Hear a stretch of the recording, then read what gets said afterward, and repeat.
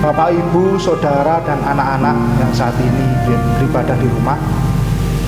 Saat ini kita bersama-sama menghayati Sabtu Sunyi. Kita akan bersama-sama merasakan keteduhan di dalam rasa duka oleh karena pasca kematian Tuhan Yesus. Mari sebelum kita merenungkan firman Tuhan, kita berdoa. Dalam keheningan, dalam kesunyian ya Allah, saat ini kami datang ke hadirat-Mu, menghayati karya penyelamatan Allah di dalam Tuhan kami Yesus Kristus yang telah mati. Dan saat ini kami boleh rasakan maut yang dialami Tuhan kami Yesus Kristus, dan bagaimana kami dalam keheningan, dalam kesunyian rasakan kefanaan hidup. Ya Allah, dalam kondisi duka dan berkabung saat ini, kami senantiasa mohon kuasa Roh Kudus untuk kami dapat mengerti perenungan firman yang akan kami renungkan bersama. Kuasa Roh Kudus boleh menuntun kami untuk kami dapat merenungkan firman-Mu. Di dalam nama Tuhan kami Yesus Kristus, kami telah berdoa. Amin. Bapak, Ibu, Saudara yang terkasih, saat ini kita bersama-sama akan merenungkan firman Tuhan terambil di dalam Injil Matius pasal 21 ayat 57 sampai dengan 66. Saya akan membacakan nas di dalam perikop ini yang terambil di dalam ayat 57 sampai dengan 61. Yang demikianlah firman Tuhan. Menjelang malam datanglah seorang kaya, orang Arimatea, yang bernama Yusuf, dan yang telah menjadi murid Yesus juga. Ia pergi menghadap Pilatus dan meminta mayat Yesus. Pilatus memerintahkan untuk menyerahkannya kepadanya. Dan Yusuf pun mengambil mayat itu, mengapaninya dengan kain lenan yang putih bersih, lalu membaringkannya di dalam kuburnya yang baru, yang digalinya di dalam bukit batu. Dan sesudah menggulingkan sebuah batu besar ke pintu kubur itu, pergilah ia. Tetapi Maria Magdalena dan Maria yang lain tinggal di situ, duduk di depan kubur itu. Demikianlah firman Tuhan. Yang berbahagia ialah mereka yang mendengarkan firman Tuhan dan yang senantiasa memeliharanya. Hosiana.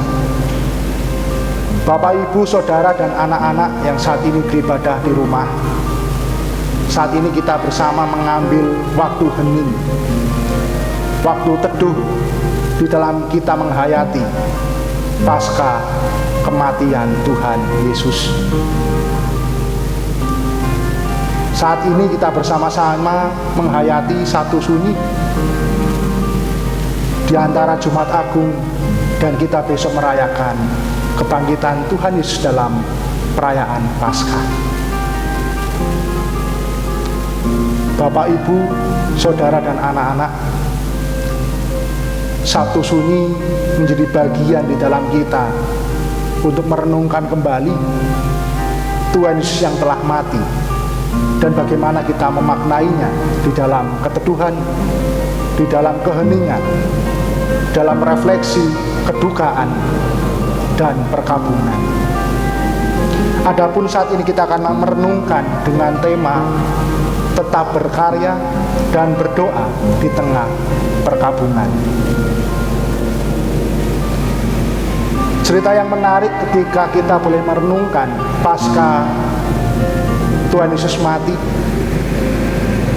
di mana mayat Tuhan Yesus masih tergantung di kayu salib. Menurut hukum dan aturan Kekaisaran Romawi saat itu, biasanya orang yang mati di kayu salib ia akan dibiarkan dan mayatnya akan habis dimakan binatang buas. Sekalipun juga ada orang yang ingin mayat yang dihukum di kayu salib itu, tentunya hanya keluarga dan kerabat dekat yang dapat mengambil mayat itu. Di sisi lain, secara hukum Yahudi, ketika orang mati segera harus dikubur. Di tengah-tengah kedukaan, di tengah-tengah perkabungan, saat itu para murid yang lain tidak ada, tetapi ada pribadi-pribadi di dekat mayat Tuhan Yesus. Dan ini menjadi perenungan kita. Pribadi yang pertama kita akan merenungkan dari seorang yang bernama Yusuf yang berasal dari Arimatea. Diceritakan bahwa menjelang malam, Yusuf yang telah menjadi murid Yesus meminta mayat Tuhan Yesus kepada Pontius Pilatus. Dan apa yang terjadi? Pontius Pilatus pun juga memerintahkan untuk menyerahkan mayat Tuhan Yesus kepada Yusuf.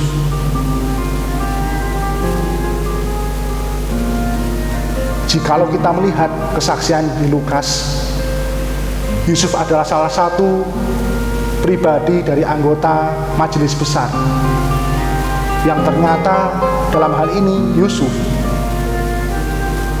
oleh karena kepercayaan dari bangsa dari Romawi, mayat Yesus pun diserahkan kepada Yusuf. Ia seorang yang kaya, yang dalam hal ini juga memiliki lubang kubur. Dikatakan di sini bahwa Yusuf pun mengambil mayat itu, mengapaninya dengan kain lenan yang putih bersih, lalu membaringkannya di dalam kuburnya yang baru, yang digalinya di dalam bukit batu. Hal inilah yang dilakukan Yusuf. Jikalau kita mau berefleksi, apa yang dilakukan oleh Yusuf dari Arimatea, ia mengasihi Tuhan Yesus sekalipun Tuhan Yesus telah mati. Dan bagaimana saat ini kita bisa melihat bahwa di tengah-tengah kesempatan terakhir, sekalipun Tuhan Yesus telah mati, ada orang yang mengasihi dan mau melayaninya, mau ikut ambil bagian di dalam kondisi perkabungan dan duka.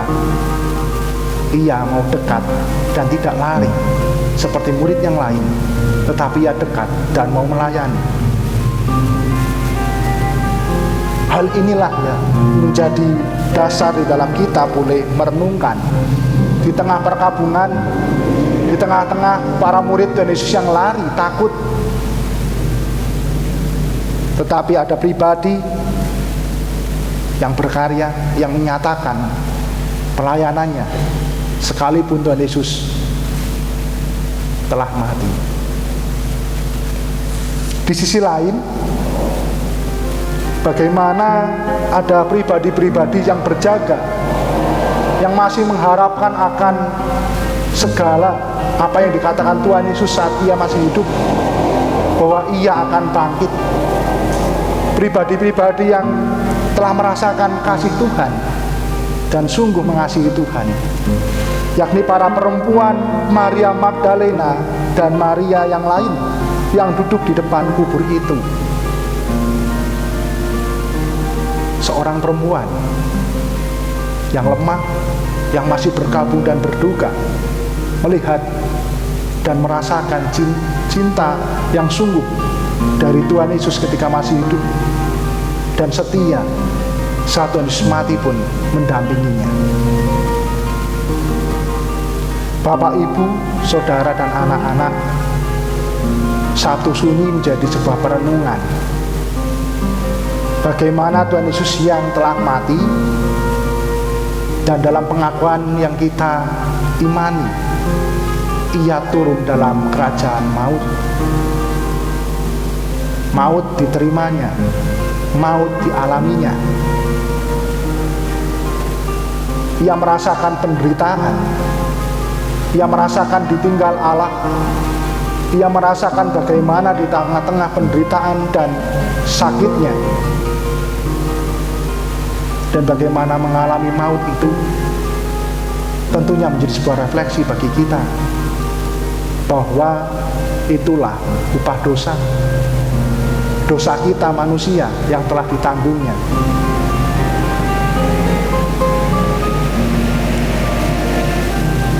Inilah yang menjadi sebuah perkabungan kedukaan di tengah-tengah kita ketika kita boleh menghayati kemarin di Jumat Agung saat Tuhan Yesus mati.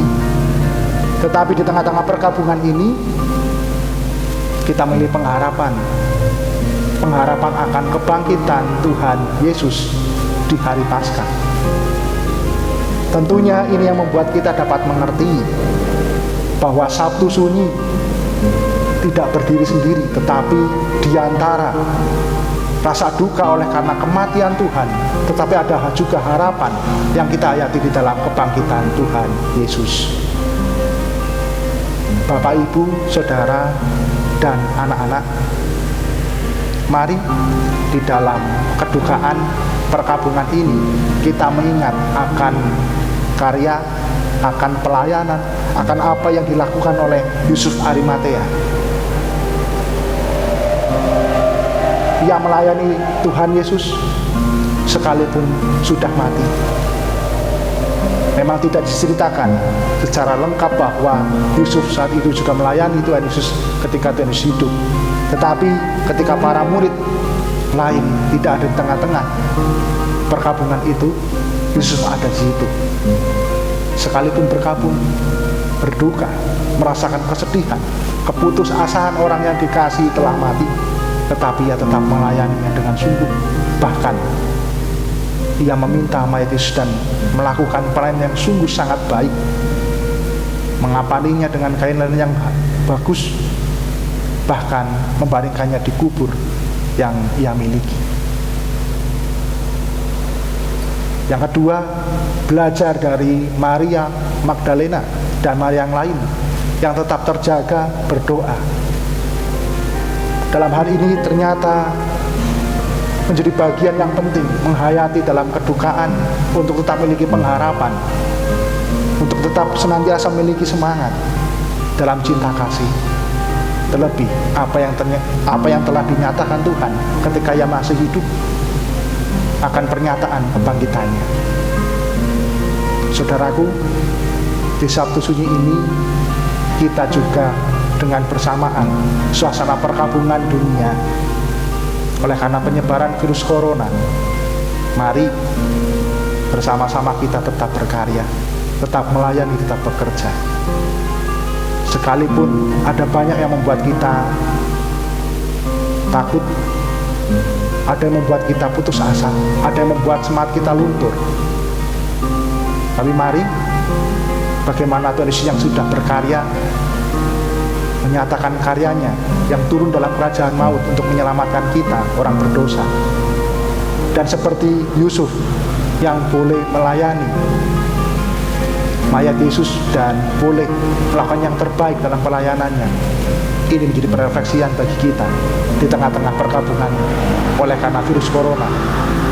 Berkarya dengan sungguh, tetap terus senantiasa melayani, bekerja.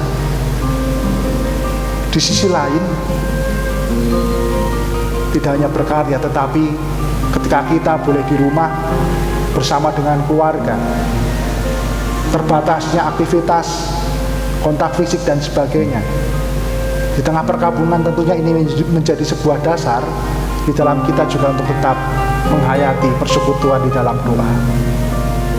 Mari dengan penuh pengharapan bahwa kematian Tuhan Yesus membawa pengharapan akan kebangkitannya, di mana hidup baru kita telah terima oleh karena kuasa kebangkitan itu nyata. Dan itulah yang kita imani, itulah yang kita harapkan, bahwa perkabungan ini pun akan lalu oleh karena kuasa Allah dalam keteduhan, di dalam keheningan, dalam setiap doa yang kita panjatkan kepada Allah. Mari saudaraku semua, Sabtu Sunyi menjadi bagian penting merasakan karya Tuhan Yesus yang melawan maut, merasakan maut itu. Dan kita pun sendiri sadar kemanusiaan kita juga akan menerima maut itu, tetapi syukur kepada Allah bahwa kita telah merasakan kasih Allah itu dan jaminan itu telah kita terima. Mari hidup ini kita hayati dengan sungguh, kita syukuri. Sekalipun dalam kondisi perkabungan, tetaplah berkarya, berdoa, dan memiliki pengharapan akan kuasa kebangkitan Tuhan Yesus kelak yang akan membuat kita semangat dan menjalani hidup ini dengan penuh syukur, bertanggung jawab sesuai dengan kehendak Allah.